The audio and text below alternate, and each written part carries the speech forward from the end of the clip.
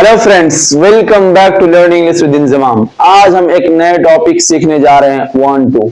Want to का प्रयोग हम उस वक्त करते हैं जब हमें किसी काम की इच्छा या चाहत जाहिर करनी हो, तब हम वांट टू का प्रयोग करते हैं। दोस्तों चलो एग्जाम्पल और स्ट्रक्चर के माध्यम से इसे आसान तरीके में समझते हैं ताकि डेली कन्वर्सेशन में हम इसका प्रयोग कर सके। तो आइए दोस्तों हम देखते हैं। जैसे कि यहाँ पे मैंने लिखा वांट टू, इसका मतलब होता है इच्छा या चाहत को प्रकट करना, जाहिर करना। और मैंने एक छोटा सा नोट लिखा, जब भी हमें किसी काम की इच्छा जाहिर करनी हो तो हम वांट टू का यूज करते हैं।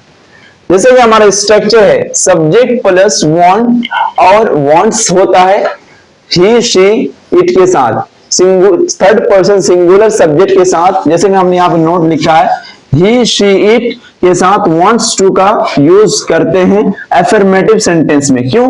क्योंकि जब इसका नेगेटिव बनाएंगे तो डू डज आता है, और डू डज आने के बाद बेस फॉर्म आता है, इसीलिए वांट टू आएगा वहां पे। तो उस कंडीशन में हम आपको बताएंगे कि कैसे यूज होता है, जब नेगेटिव बताएंगे तब। अभी यहाँ पे याद रखना है, एफर्मेटिव सेंटेंस जब हम बनाएंगे तो ही शी इट के साथ क्या करेंगे, वांट्स टू, वांट के साथ यस लगा देंगे, वांट्स टू का यूज करेंगे, और बाकी सब्जेक्ट के साथ वांट टू का प्रयोग करेंगे, यानी प्लूरल सब्जेक्ट के साथ। जैसे कि एग्जांपल देखते हैं, मैं बाजार जाना चाहता हूं, I want to go to market. यहां पे मैंने वांट टू का प्रयोग किया क्योंकि हमने यहाँ पे आई सब्जेक्ट है हमारे यहाँ पर, ही शी इट में से नहीं है। नेक्स्ट है वो क्रिकेट खेलना चाहता है, He wants to play cricket। यहाँ पे मैंने wants का प्रयोग किया, क्यों? क्योंकि वो he she it में से हमारा सब्जेक्ट है। थर्ड है वे लोग अंग्रेजी सीखना चाहते हैं, they want to learn English। यहाँ पे मैंने want का प्रयोग किया, क्यों? यहाँ पे प्लूरल सब्जेक्ट है।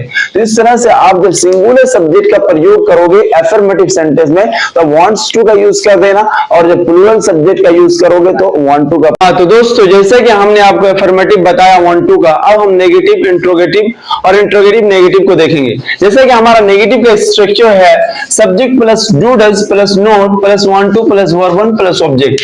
तो आप जब एफर्मेटिव बना रहे थे तो वहां पे कुछ सब्जेक्ट जैसे ही शी इट या सिंगुलर नेम कोई आ रहा था तो उसके साथ आप वांट्स टू का प्रयोग कर रहे थे, बाकी सब्जेक्ट के साथ वांट टू का प्रयोग कर रहे थे। तो दोस्तों यहाँ पे सभी सब्जेक्ट के साथ वांट टू का ही प्रयोग होगा, वांट्स टू का प्रयोग नहीं होगा, क्योंकि जब भी डू डज ये सब आता है तो उसके बाद बेस फॉर्म आता है, और यहाँ पे डू डज आ गया है। इसके बाद हम क्या करेंगे, वांट टू का प्रयोग करेंगे सभी सब्जेक्ट के साथ। जैसे कि हमारा एग्जांपल है मैं क्रिकेट खेलना नहीं चाहता हूं, I don't want to play cricket. Next है वो अरबी बोलना नहीं चाहता है, he does not want to speak Arabic. बस सिंगुलर जब रहेगा तो हम डज का प्रयोग करेंगे, और प्लूरल सब्जेक्ट के साथ हम डू का प्रयोग करेंगे, बाकी सब सेम रहेगा। इंट्रोगेटिव देखते हैं। जैसे कि हमारा इंट्रोगेटिव है, हमने आपको पहले भी ये बताया था कि जब भी आपको इंट्रोगेटिव बनाना हो किसी भी फॉर्मेट का, किसी भी स्ट्रक्चर का, तो जो उसका हेल्पिंग वर्ब है उसको शुरू में कर देना है और सब्जेक्ट को उसके बाद कर देना है। जैसे कि हमारा हेल्पिंग वर्ब ये डू डज है, इसको हम शुरू में कर दिए और उसके बाद subject plus want to plus verb one plus object. जैसे क्या तुम अंग्रेजी बोलना चाहते हो, do you want to speak English. Next इसी तरह आप बहुत सारे सेंटेंसेस बना सकते हो, क्या तुम मार्केट जाना चाहते हो, do you want to go to market. क्या वो पढ़ना चाहता है, does he want to study. इस तरह से आप बना सकते हो। इंट्रोगेटिव नेगेटिव किस तरह बनाओगे, जब शुरू में डू डज लगा देना, फिर subject plus not plus want to plus verb one plus object. क्या तुम काम करना नहीं चाहते हो, do you not want to work. तो दोस्तों ये स्ट्रक्चर जो है इसको आप नोट करो और इसके माध्यम से आप सेंटेंसेस बनाओ, प्रैक्टिस करो। डेफिनेटली इस तरह से आपका इंग्लिश इंप्रूव हो जाएगा डे बाय डे। तो दोस्तों अगर वीडियो अच्छी लगी तो लाइक शेयर और सब्सक्राइब करना ना भूलें।